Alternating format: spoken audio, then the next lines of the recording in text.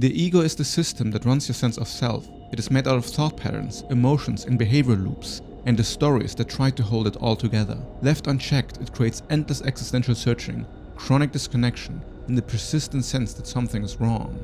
The goal of my videos is clarity, to see your identity and its contradictions for what they are, named precisely, to finally understand what it is that we're all running away from.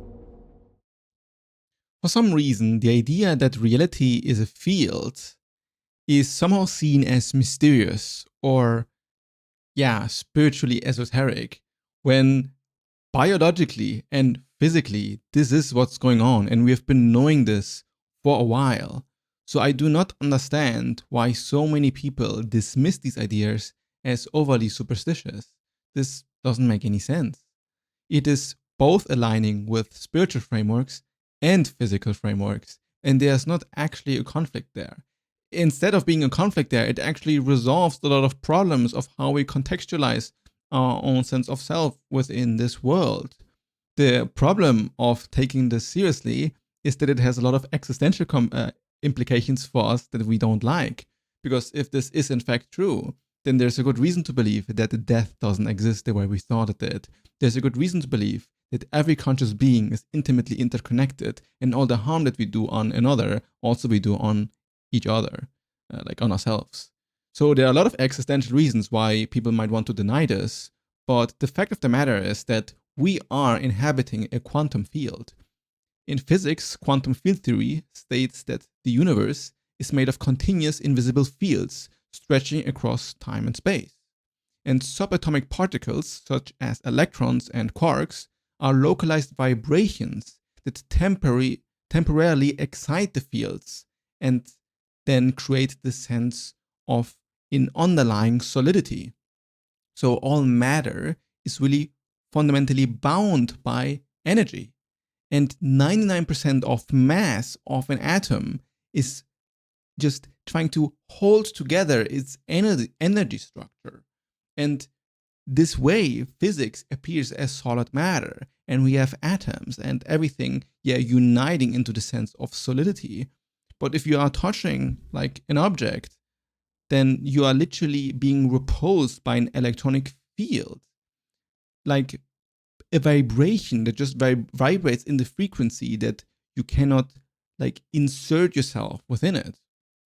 So in this way, physics suggests that humanity is the universe organized into a highly complex pattern, actively experiencing itself in this human way.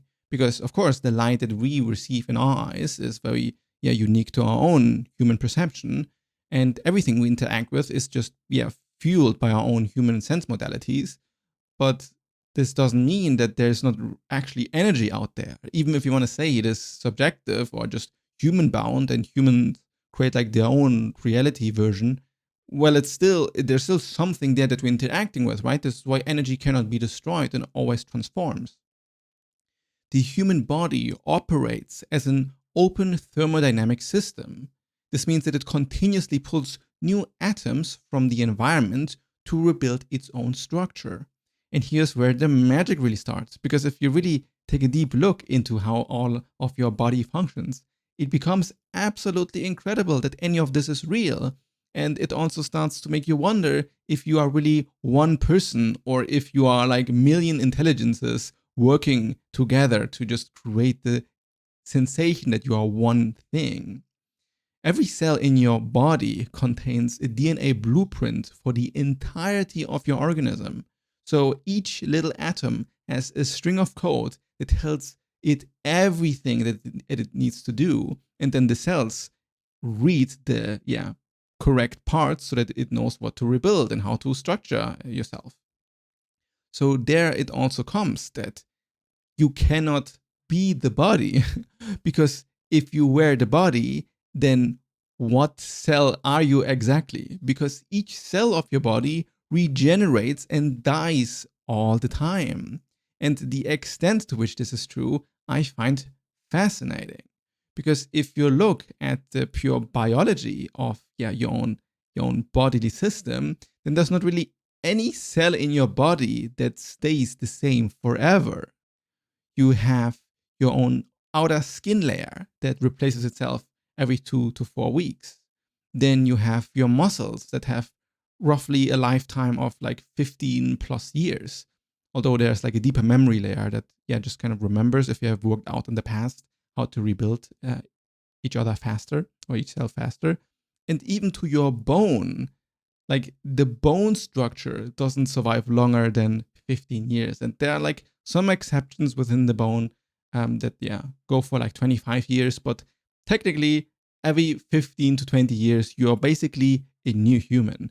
Each and every single one of your atom has been replaced. Actually, that's not entirely true. There are some outliers. For example, your retinas, like the atoms that are building the lens of your eye that makes light shine through your eye, actually cannot be replaced. And it can also, they cannot really change. It's more like stone, where cells literally have decided to sacrifice themselves and die so that, they basically become like this lens that makes you, gives you the ability to see through stuff.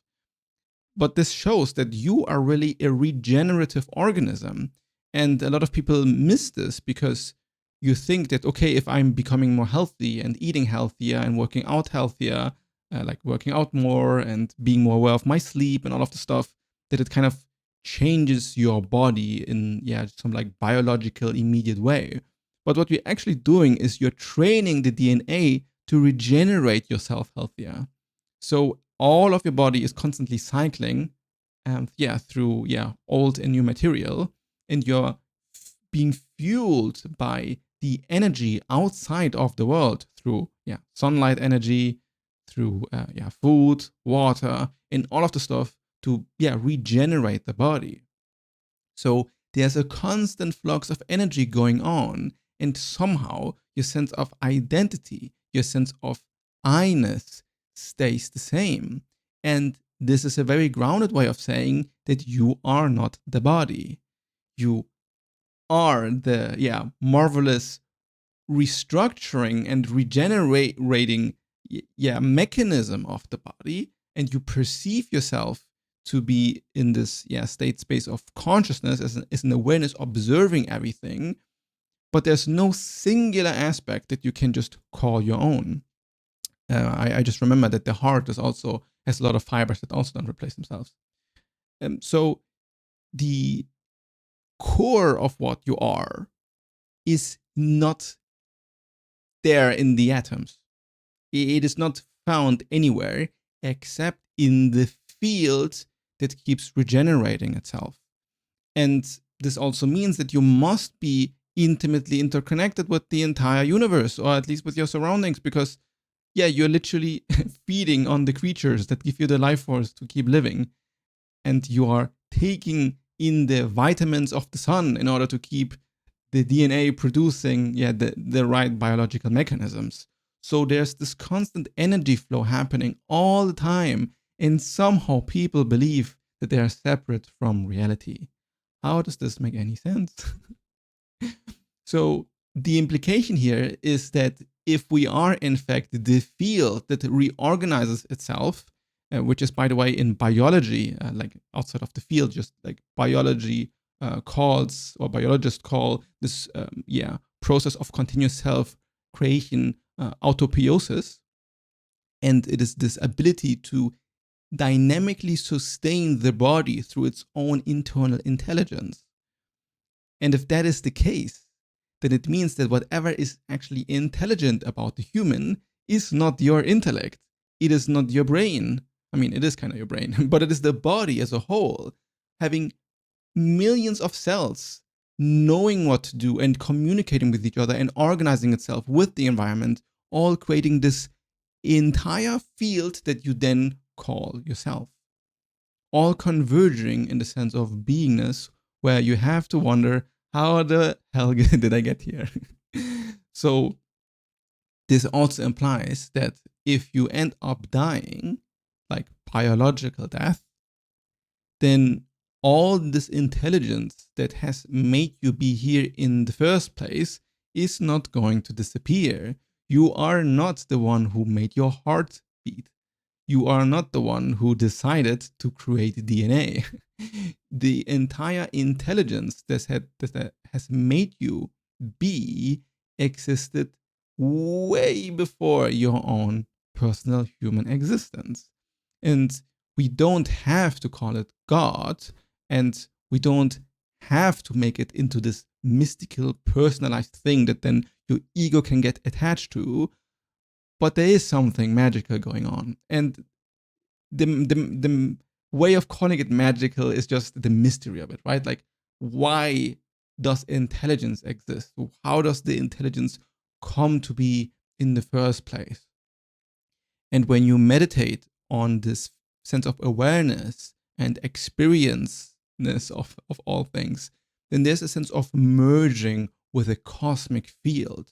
And it is this merging with the cosmic field that reduces your sense of ego identity and makes you feel very wholesome, very interconnected, and very lovely with all of conscious experience, or with reality as a whole. And then everything starts to not really be about yourself anymore, and all of your fantasies about your own life, self-importance start to kind of be washed away, because it doesn't really matter what you do. The world is going to keep spinning on its own, and matter is going to keep transforming completely without you understanding the nature of reality.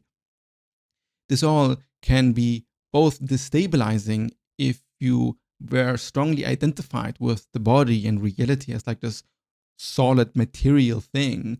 But for many, it is actually a relief, because it makes it so that the stakes of your life are, high. I mean, there's just one copy of you and one like life that you can live as yourself. But it also loosens the things a bit, because this means that existence is going to keep existing in infinite shapes and forms. If it is intelligent enough to create my body and millions of other bodies, then who knows what else it is capable of. And if you had some exotic experiences of consciousness, then you know it is capable of so much more intelligence, where you can have access to beings that are so much higher intelligence than your own, and they also often feel like they are made up many micro intelligent beings, kind of forming the sense of like cosmic entity. And if you lost me on this, then I can understand, because if you don't have an experiential reference point for this, it all seems quite insane. Like, imagine telling a creature from another dimension about human beings. That also sounds kind of unbelievable if you think about how many moving parts there are in any moment of your life. So reality is constantly reorganizing itself into further and further complexity. And the thing that unifies this complexity would, as like the logical conclusion, be a unifying field, as we can find these fields both from the micro to the macro, from the biological organism that are communicating with bioelectrical fields in order to communicate what the DNA should do in all these different aspects of your body, like a giant symphony just coordinating, and also to the macro, right? Like universal gravity and light moving through time and space. All of these connect with each other in this weird invisible way, but it doesn't mean that just because our eyes cannot capture it, that there isn't actually a field there that shapes and morphs things into their place. Existentially, all this is very useful because it recontextualizes your relationship with reality, your relationship with existence, and the relationship to yourself. If you know how intelligent your body really is, and how much intelligence is permeating through absolutely everything that you perceive, then there might be an experience of awe about everything that you perceive.